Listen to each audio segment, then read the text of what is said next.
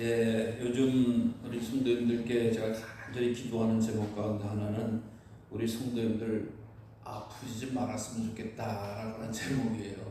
뭐 평상시에는 아파도 되지만 이라고 하는 건 아니지만 요즘 의료개혁 관계 때문에 이게 지금 병원이 아니더라고요. 저 개인적으로도 저희 어머님께서 갑자기 이렇게 응급실 가야 될 상황이 걸려서 또 이렇게 했더니 이거 뭐 힘들더라고요. 그래서 응급실에서 겨우 해서 뭐 이렇게 병원에 들어갔는데 병원에 이제 응급실에 들어가 보니까 응급실 침상에 그러니까 침대 옆에 반이 비어 있어요. 그래서 아니 이렇게 왜 이렇게 들어오지 못하게 했냐. 강원도에서 제일 큰 응급실이죠. 원주 세브란스 기독병원인데. 그러니까 그 응급 의료진이 있는데 그 만약에 그 세브란스 병원에 응급실에 침대에 다 이렇게 두면 이 의료진이 감당을 못하는 거예요. 그러니까 반 정도는 비워놓고 이렇게 받아야지. 왜냐하면 그분들이 그날 하루만 일할 게 아니거든요. 이게 언제 풀릴지 몰라잖아요. 이게 지금 뭐 1년 이상 갈지도 예측하는 분도 있는데 어쨌든 간에 응급 의료진이 없으니까 침대가 100개 있어도 10명은 반밖에 못 받는 거예요. 왜냐하면 그분들 치료하고 관리할 수 있는 인원이 있어야 되는데 관리를 못하는. 그래서 이게 들어가기는 그렇게 힘들었어요. 응급실 들어가기는 그렇게 힘들었는데 들어가고 보니까 오히려 텅텅 비어 있는 거야. 이게 뭘까? 그 안에 있는 분들은 너무 열심히 돌아가는 거예요. 상대가 돌아가면서 또 응급실이다 보니까 뭐 그 자리에서 또 천국 가시는 분도 계시고 그 응급회니까 더 심각해지는 분들 막 들어오고 그러면서 하다 보니까 정말 다시금 그런 생각이 들더라고. 정말 이때 아프지 말아야 되는데. 그래서 겨우 해서 어쨌든 이제 저기 병원에 이렇게 모셔드리고 하룻밤을 지내고 뭐 정말 자냐 깨나 정신없이 약간 지나다 왔는데 어쨌든 바라기는 우리 성도님들이 병원 가시더라도 조금 나중에 가실 수 있는 아팠으면 좋겠다. 긴급하게 필요한 이 병은 정말 걸리지 않았으면 좋겠다라는 생각이 듭니다. 우리가 늘 갖고 있는 또 이 지병이라든가 것은 천천히 약 먹으면 되는데 이게 갑자기 막 고쳐야 되는 그런 병들은 정말 위험하다라는 생각이 듭니다. 자, 요즘 우리가 뭐 응급실뿐만 아니라 이게 가운데서 치료에 관한 이야기 가운데서 테라피라고 하는 말들을 들었죠. 무슨 테라피. 이 테라피라고 하는 말을 보니까 이 그리스어더라고요. 히라보죠. 그래서 헬라어인데 이 테라피라고 하는 말이 원래는 봉사라고 하는 말에서 봉사. 그래서 치료하는 데 있어서 누가 봉사를 해야지만이 이 치료가 된다. 그래서 우리가 무슨 뭐 테라피가 뭐 미술 테라피도 있고 무슨 뭐 미용, 마사지, 음악, 뭐 스파 같은 여러 가지 테라피가 있어요. 그래서 이 테라피라고 하는 개념이 몸만 고치는 것이 아니라 회복하는 가운데서 마음도 심적인 것으로 고치자라고. 그래서 심신을 편안하게 하면서 몸을 고치자라고. 그렇잖아요. 환자임에도 불구하고 그 똑같은 병상에 있어도 빨리 퇴원하시는 분이 있고 또 약을 먹어도 좋게 효과를 보는 분들이 있잖아요. 그분들의 특징은 뭐예요? 마음속에 긍정적인 마음을 갖고 있어요. 이런 죽으면 어떡하죠? 이렇게 생각하는 게 아니라 고칠 수 있죠. 날 수 있다. 라고 하는 마음을 가진 게 중요한 거예요. 결과는 앞뒤 누가 할지 알 수 없지만 그러면서 나는 고칠 수 있겠지, 날 수 있겠지 라고 하면서 안 돼, 이제 끝났어 이렇게 포기하는 게 아니라 항상 마음에 긍정적인 마음들을 가져야 돼요. 특히 우리 믿음의 사람들은 그러기 위해서 하나님의 말씀을 잘 기억하고 되새기면서 이 아픔과 고통을 이겨나가는 그런 지혜로운 방법이 필요합니다. 그래서 영국의 크리스천 투데이라고 하는 이 성경에서 잡지에서 우리 성경적인 치료에 도움이 되는 구절 가운데 대표적인 구절을 빌립보서 4장에 있는 말씀. 아무것도 염려하지 말고 다만 모든 일에 기도와 간구로 너희 구할 것을 감사함으로 하나님께 아뢰라. 그리하면 모든 지각에 뛰어난 하나님의 평강이 그리스도 예수 안에서 너희 마음과 생각을 지키시리라. 이 말씀을 선정을 했더라고요. 제일 위로가 되는 말씀. 어쨌든 간에 우리가 이렇게 이 말씀을 들어도 되게 사람들은 좀 이렇게 부정적인 말씀은 귀에 콱 꽂혀요. 근데 긍정적이고 소망적인 말씀을 잘 못 듣는 경향이 있잖아요. 그러나 이렇게 상황이 어려워지고 아플 때 정말 마음의 문을 활짝 열고 긍정적이고 소망의 말씀을 전할 때 그것을 붙잡으시기 바랍니다. 또 괜히 가가지고 그 병에 걸릴 때 누구 죽었더라, 누구는 어쨌더라 라고 하면서 초를 탁탁 치는 분이 있어요. 그런 분들이 계신데 그런 얘기는 빨리 지나버리고 좋은 진리의 생명의 말씀, 또 구원의 말씀, 또 위로의 소망의 말씀을 잘 듣는 우리 성도님들 되시기를 바랍니다. 성경적으로 보면은 그래요. 병이라고 하는 게 오는 원인이 특별히 몇 가지가 있는데 우리가 흔히 이야기해서 벌 받아서 그런 거야 라고 하나님의 심판, 죄 때문에 오는 거다라고 이야기하는 경향이 있습니다. 물론 하나님께서도 질병을 내려서 이제 재앙을 내릴 것이다 라고 하는 말씀이 있어요. 또 신약성경에 보면 내 죄사함을 받았느니라 라고 하는 것처럼 하나님께 잘못해서 생기는 병이 있다라고 하는 거예요. 그럼 과연 그것이 다냐? 아니죠. 왜냐하면 하나님의 질병도 있지만 또 하나님의 섭리도 있다. 그래서 하나님께서 이 병을 허락하신 것은 바로 하나님의 영광을 드러내기 위함이다. 저 사람 죄 지어서 벌 받은 거죠? 병 걸린 거죠? 라고 하는 게 아니다. 예수님이 이 사람을 통해서 하나님께서 하시는 일을 나타내고 있어요. 하나님의 영광을 드러내고자 하는 일이다 라고 예수님이 말씀하셨잖아요. 그래서 하나님께서 심판도 되지만 또 영광을 드러내기도 하고 때로는 사탄을 통해서 오는 병도 있습니다. 18일 동안 귀신 들린 자들을 통해서 하나님이 예수님이 치료하실 때에 사탄아 물러가라 라고 할 때 나음을 입었잖아요. 또 때로는 구약에서 욥과 같은 경우도 하나님이 허락한 가운데서 이 사탄이 와서 병을 주게 했다라고 이야기를 하는 것을 보게 됩니다. 그래서 사탄이 또 함께하는 병도 있구나 라고 하는 것도 알 수가 있죠. 그 다음에 또 몇 가지 분류를 해보면 이 스트레스라고 하는 거, 우리가 의학에서 스트레스라고 하는 것이 병의 이 원인이다라고 이야기합니다. 현대의학에 있어서는 많은 부분에서 이 스트레스를 연관으로 삼는 거죠. 현대인들이 옛날처럼 수렵이나 채취나 하고 흔히에서 농사나 일자사를 있는 게 아니라 온갖 스트레스 현장에 노출되어지는 거예요. 그러니까 점점 신경 쓸 일이 많아졌다라고 하는 거죠. 그러니까 이 스트레스를 받으면서 정신적으로 영향이 오면서 몸이 탈이 나는 경우다. 그 다음에 더러운 불건전한 환경. 여러분 우리가 좋은 공기 마시고 좋은 물 마시고 좋은 음식을 먹어야지 이상한 걸 공기 가운데 이상한 물 가운데 노출되어 있으면 반드시 병이 생기게 되어 있잖아요. 그래서 환경을 좋게 잘 만들어야지 된다라고 하는 거예요. 그래서 대개 큰 범주력이 한 5가지 정도로 사람의 병이 오는 경향을 우리가 성경을 통해서 또 의학적인 지식을 통해서 알 수가 있습니다. 그래서 우리가 이런 것에 노출되지 않고 또 이것을 잘 해결해 나가면서 우리가 늘 주의 말씀으로 회복되어지고 항상 믿음 가운데서 소망을 갖고 긍정적인 일을 감당하시기를 바랍니다. 어느 할아버지가 암 걸렸다라고 하는 소식을 듣게 되고 입원을 했습니다. 근데 암이 진단되어지자마자 아주 난폭해지신 거예요. 그냥 쌍욕도 하시고 화도 내시고 때로는 물건을 던져서 부수기도 하시고 이렇게 하는 거죠. 왜 내가 암이 걸려야 되냐고, 왜 내가 죽음병에 걸려야 되냐고 막 이러면서 자녀들과 이웃 주변 사람들 아주 힘들게 하죠. 물론 그 마음을 이해하죠. 우리가 지금이야 안 그렇습니다만은 옛날에는 이 청천벽력과 같은 선고잖아요. 어떻게 보면. 근데 사실 언제 어떻게 될지는 알 수 없었는데 이런 마음을 탁 모르니까 주변 사람이 너무 힘들게 하는 거예요. 근데 그 동네에서 같이 잘 지내던 어린아이가 그 얘기를 듣게 돼요. 어느 할아버지가 병 걸렸대, 힘들대. 그래요? 그 할아버지 내 친구인데 라고 하면서 어린아이가 간 거예요. 할아버지한테 간 거예요. 그래서 할아버지한테 갔다가 한 20-30분 있다 나왔어요. 근데 그 어린아이가 간 다음에 이 할아버지가 화내는 게 줄어든 거야. 던지고 폭력적인 게 사라진 거야. 신기하다. 어떻게 애가 도대체 가서 뭘 했길래 이렇게 사라졌을까? 감히 할아버지한테는 여쭤보지 못하고 물어보지 못하고 그 어린 꼬마한테 가서 물어보는 거예요. 얘야, 내가 지난번 할아버지 와서 너무 고맙다. 너 도대체 어떻게 하고 갔는지 할아버지가 너 다녀간 다음에 한 번도 화를 내거나 깨뜨리거나 또 남들을 힘들게 하는 게 아니었어. 도대체 무슨 일 했니? 라고 이야기해요.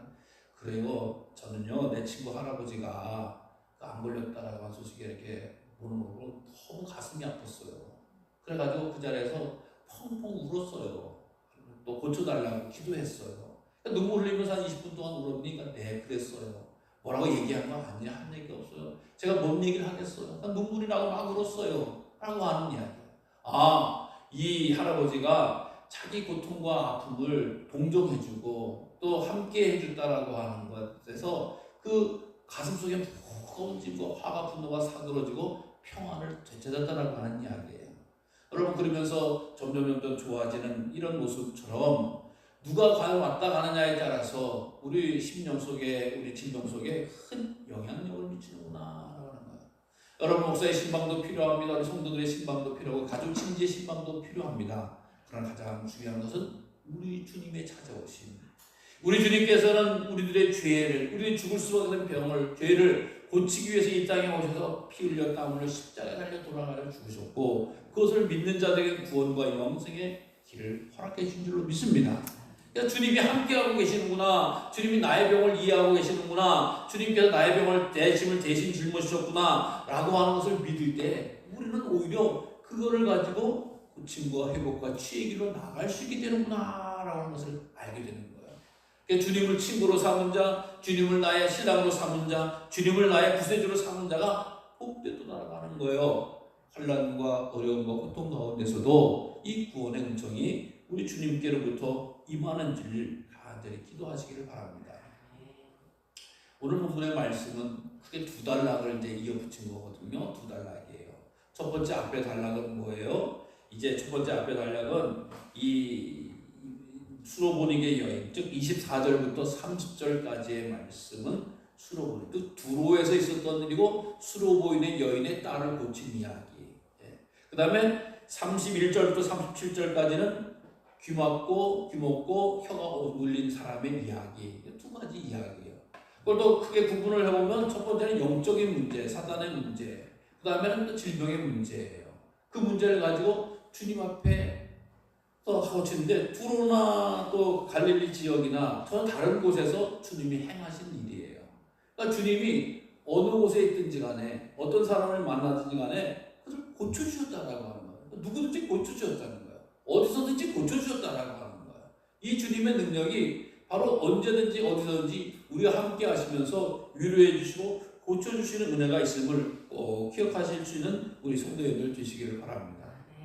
먼저 주님께서 이제 두로라고 하는 지방으로 갔다. 거기서 아무도 모르게 하고 싶게 계시고 싶어서 가신 거예요. 왜냐하면 같은 제자들과 함께 활동했던 곳에 떠나서 두로라고 하는 이방 땅으로, 이방 지역으로 간 거거든요. 이방 지역으로 갔는데 거기 가도 빛 대신 주님의 능력을 감출 수가 없었던 거예요. 특별히 우리가 알다시피 큰 오랫동안 또 해결할 수 없는 무거운 짐을 지고 있으면 누가 고쳤대더라 라고 하는 말씀이 크게 들려오잖아요. 근데 이 수로보닉의 여인, 두로에 있는 수로보닉의 여인은 어떤 문제를 안고 있었어요? 더러운 귀신 들린 어린 딸을 뒀다. 또 한 명이 있다. 자, 그런데 더러운 귀신 들린 어린 딸. 다른 부분에 보면 흉악한 귀신 들린 뭐 이런 귀신이 들렸는데 깨끗할 리가 없죠. 영적인 문제 가운데 있는 거예요. 그러면서 이 여인의 모습을 보면 어떤 분이 이렇게 해석을 하다가 그냥 남편 이야기도 안 나오는 거 보면 그저 과부가 아닐까라고 하는, 가장 낮고 천하지만 그 가장 큰 문제를 안고 있는, 누구 남편 의지해서 뭐 어떻게 할 수도 없고 치료받을 수 없는 그런 이야기가 이 여인인데 예수님의 소문을 듣는 거예요. 예수님이 고치신다라고 하는 소문을, 예수님이 고치셨다라고 하는 소문을 듣게요. 그리고 와서 그냥 예수님 앞에 와가지고 그냥 납작 엎드렸어요. 여러분, 예수님이 당시에 30살 넘으신 그런 공생의 활동을 하셨던 때고, 또 예수님은 유대인 사나이고, 이분은, 이 여인은 수로보닉의 헬라인이다. 근데 거기 가서 엎드렸다라고 하는 거예요. 여러분, 그 사진이 제가 주보 가운데 그림이 있잖아요. 와서 엎드리는 거예요. 길가인지 어딘지 모르지만 엎드렸다. 문제가 생겼을 때, 어려움 생겼을 때 지혜로운 방법은 주님 찾아와서 엎드리는 방법이구나. 엎드리는 방법. 주님께 기도하는 방법. 우리가 아무리 세상 연락해보고 세상 징지지 독수고가도 주님께 엎드리지 않으면 해결이 되질 않아요. 출발이 되질 않아요. 특별히 영적인 문제 가운데 병에 걸렸는데 누구한테 가서 고치겠냐고, 누구한테 가서 하소연을 하겠냐고, 주님 앞에 나와서 엎드리는 것입니다. 그래서 이원이 헬라인이요 수로보니게 족속이다. 헬라 사람들도 잘난 맛에 사는 사람들이잖아요. 유대인들도 우리는 하나님의 선택받은 백성이다. 선민 사상에서 잘난 맛에 사는 사람들이잖아요. 다른 사람들 짐승처럼 취급하잖아요. 헬라 사람들도 우리는 철학을 하는 사람들이고 우리는 똑똑한 사람이고 문화와 예술을 가지고 있는 사람들이 얼마나 잘난 사람들이에요. 함부로 숙이는 사람들은 아니에요. 또 두로라고 하는 지역이 경제적으로 활발한 동네에서 부자들이 많은 사는 동네, 넉넉한 동네예요. 어디 뭐 산촌 깡촌이 아니라 넉넉한 동네든 교양도 있고 돈도 있고 어떻게 보면 분위기도 좋은 도시에서 사는 사람들인데 예수님이 나사렛이에요. 유대인은 남자예요. 근데 거기 와가지고도 엎드리잖아요. 납작 엎드리잖아요. 근데 거기서도 좋은 얘기는 거기서 부인 무슨 일이십니까? 라고 대우받은 것도 아니에요. 야 이 개같은 우리 이런 식으로 무시를 당하는 거 아니겠어요? 근데 이 여인이 뭐예요? 그래 어쩔래 개같은 이런 식으로 나가는 게 아니라 저 개라도 좋으니 제발 부스러기 같은 은혜 그걸 좀 던져주세요 라고 하면서 주님 앞에 자존심도 자만심도 모든 자긍심도 다 내려놓고 주님 내 소망을 아시니까 주님께서 나를 내 소원을 기억하시고 응답해 주세요 라고 하는 거예요. 그러니까 주님께서 다른 말도 아니고 돌아가라 귀신이 내 딸에서 나갔다 라고 하는 치유의 선언을 듣고 집에 갔더니 딸이 멀쩡하게 되었더라 라고 하는 사건입니다.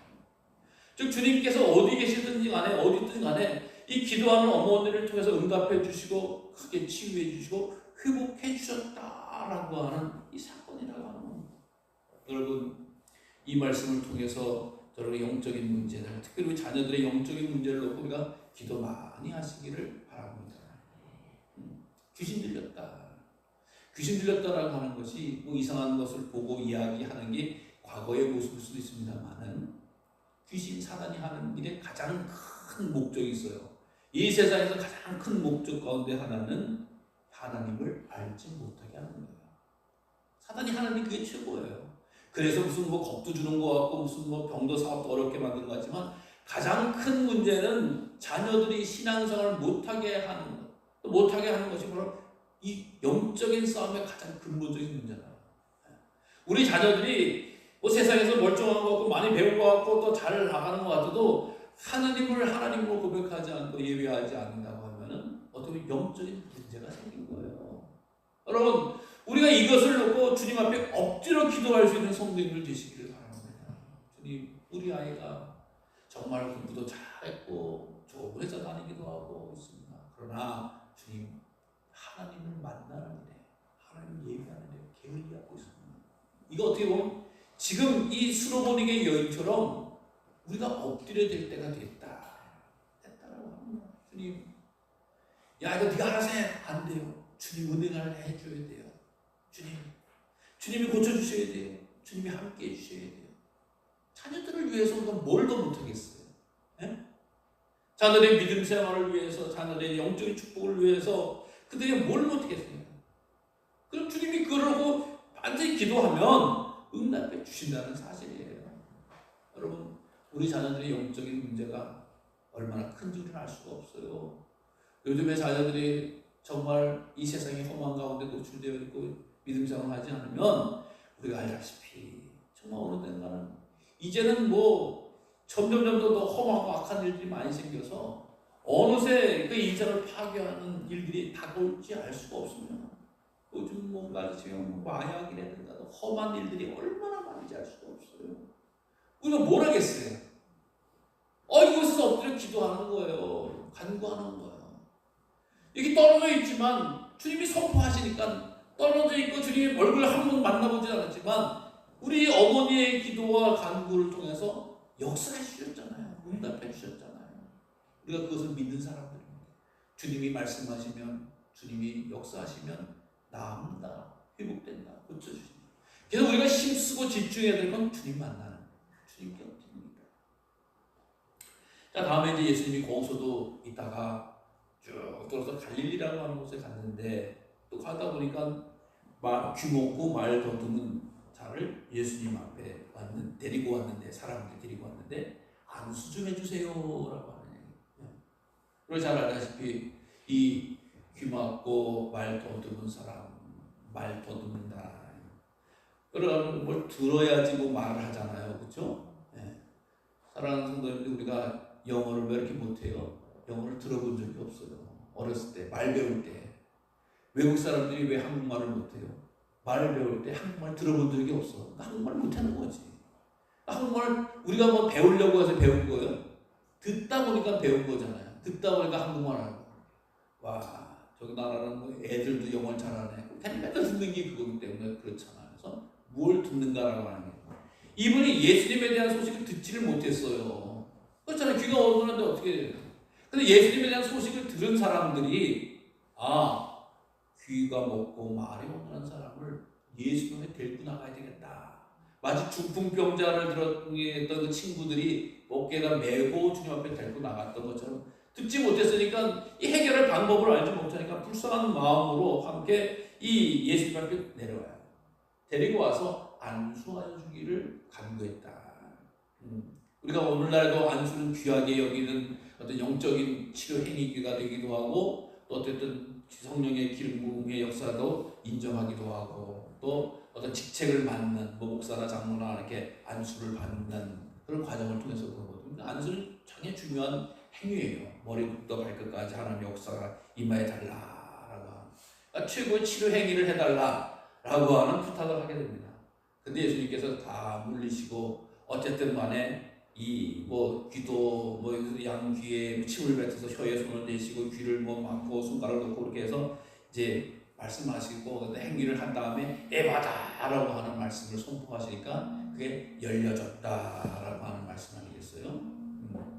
그러니까 이 정말 그에 대해서 사랑의 터치라고 할 수 있죠. 예수님이 손가락에 넣었다, 혀에 발랐다라고 해서 고친 게 아니라, 내가 너를 혀고 귀고 이렇게 사랑한다, 회복되기를 원한다라고 하는 마음을 전한 거지, 그것 때문에 치유된 게 아니에요. 안수 때문에 치유된 게 아니에요. 주님이 말씀만 하셔도, 에바다라고만 하셔도 열리더라고 하는 거예요. 네. 그러나 이렇게 귀먹고 듣지 못한 사람이 접촉을 해주면 얼마나 감사하고 따뜻하겠어요. 그러니까 이 예수님의 접촉을 통해서 위로받고 소망이 되어지는 거예요. 그러니까 나아는 게 되어지니까 얼마나 기쁘고 감사하겠어요. 할렐루야 막 소문이 나고 떠들겠지요. 그러니까 결국 주님께서 하지 말라라고 하지만, 그 소문이 병 고치는 거, 치유 회복의 소문이 점점 더 퍼져나가면 나가지 줄어들지 않잖아요. 그러니까 이 예수님을 향해서, 야, 예수님은 모든 것을 잘하시는 분이구나. 못 듣는 사람도 듣게 하고 말 못하는 사람도 말하게 한다. 이게 뭐예요? 모든 질병을 고치시는 분이시구나. 예수님은 치료자가 되시는구나. 예수님은 전능자가 되시는구나. 예수님은 창조자가 되시는구나. 예수님은 모든 병마를 고치시는 분이시구나 라고 하는 그런 인정과 노래 아니겠습니까? 여러분, 이 주님을 바로 우리가 믿는 거예요. 이 주님을 따르는 거예요. 본인이 예수님을 잘 몰라도 주변에 많은 사람들이 협력해서 그를 영혼을 놓고 기도해주고 그의 발걸음을 주님 앞에 이끌어낸다라고 하면은 참 귀한 역사가 나타나는 거예요. 여기 원리에서 전도의 원리도 볼 수가 있는 거죠. 예수님 앞에 아무것도 모르는 사람을 데리고 오기 위해서는 한 사람이 필요한 되지만 여러 사람이 좀 도와주셔야 된다. 그래서 명절 때도 신앙 이야기 분위기를 믿음에 관한, 신앙에 관한, 예배에 관한, 주님에 대한 이야기들을 많이 해요. 만약에 교회 얘기, 신앙 얘기를, 믿음 얘기를 하려고 하면, 엄마 또 그 얘기하는 옆에서 맞아 또 얘기야, 맞아 또 저 얘기하라고 하면 엄마가 뭐가 돼요? 아무 말 못하는. 그런데 엄마 얘기 들어봐라. 맞아, 엄마 얘기가 맞아. 믿음의 말이 맞아. 이렇게 하면서 잘 들으면 믿음으로 세워진다라고 하는 거예요. 그래서 정말로 정말 답답하고 어려운 가운데 있을지라도 주님께서 만져주시고 주님께서 말씀만 하셔도 치유와 회복이 된다라는 사실을 꼭 기억하시길 바랍니다. 그래서 이 세상을 살아가는 동안 우리가 병에부터 노출될 수밖에 없어요. 병 안 걸린 사람이 어디 있어요? 또 병에서 수술 안 해본 사람이 어디 있겠어요? 그러나 그때마다 주님의 도우심을 구하고 주님이 함께 해주신다라고 하는 사실을 반드시 기억하고 믿으면 주님께서 큰 은혜로 역사해 주신 줄로 믿으시길 바랍니다. 이미 수없이 많은 은혜와 간증을 통해서 주님의 치료와 역사가 있었습니다. 그러면서 믿음으로 기도하고 믿음으로 치료받고 믿음으로 수술하고 믿음으로 약을 먹고 믿음으로 회복되어져서 더욱더 귀하게 쓰임받는 사람이 이 세상에 차고 넘친다라고 하는 거예요.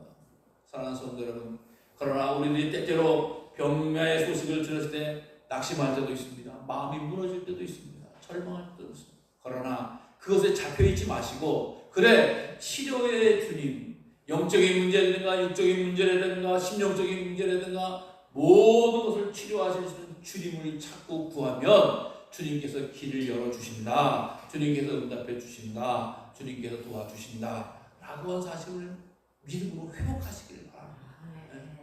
아까 할아버지처럼 병마의 소식을 듣고 마음이 안 무거운 사람이 없어요. 가슴이 철렁하는 사람이 없어요. 사실은.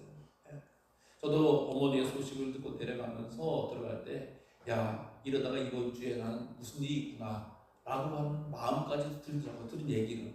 그래서 가서 만나뵈고 기도하면서, 아, 다행히 그렇게 넘어가는구나 라는 사실을 깨닫게 되더라고요. 맨 처음에 무슨 생각을 못하겠어요. 별의별 극단적인 생각까지 다 갈 수 있는 게 사람의 마음입니다. 그러나 주님 도와주세요. 주님 함께 해주세요. 주님 이번이 때가 아닌 줄로 믿습니다. 기도하면서 우리가 소망 가운데 거하는 믿음의 사람이 되시길 바랍니다. 나의 능력이 아니라 주님의 능력인 거예요.